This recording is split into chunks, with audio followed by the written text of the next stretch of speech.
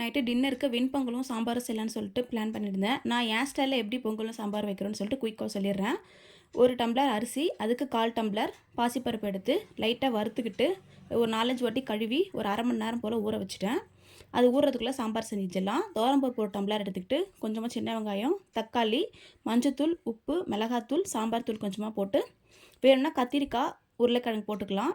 ஒரு 5 விசில் விட்டால் போதும், நல்லா குழஞ்சி வந்துடும். நல்லா மத்து போட்டு கடைஞ்சிட்டு தாளிப்புக்கு வந்து வடகம், காஞ்ச மிளகாய், கருவேப்பிலை போட்டு தாளித்து எடுத்து வச்சுக்கிட்டேன்.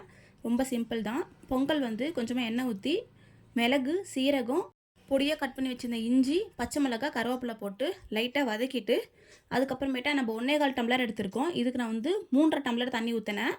தேவையான அளவு உப்பு பார்த்துட்டு ஒரு 5 விசில் விட்டால் போதும். சூப்பராக குழஞ்சி வந்துடும். எவ்வளோ சூப்பராக வந்திருக்கு பாருங்கள். கண்டிப்பாக ட்ரை பண்ணி பாருங்கள். இந்த சாம்பாருக்கு இந்த பொங்கல் சூப்பராக இருக்கும் காம்பினேஷனு. உங்களுக்கு இந்த வீடியோ பிடிச்சா லைக் பண்ணுங்கள், சப்ஸ்கிரைப் பண்ணுங்கள். பாய்.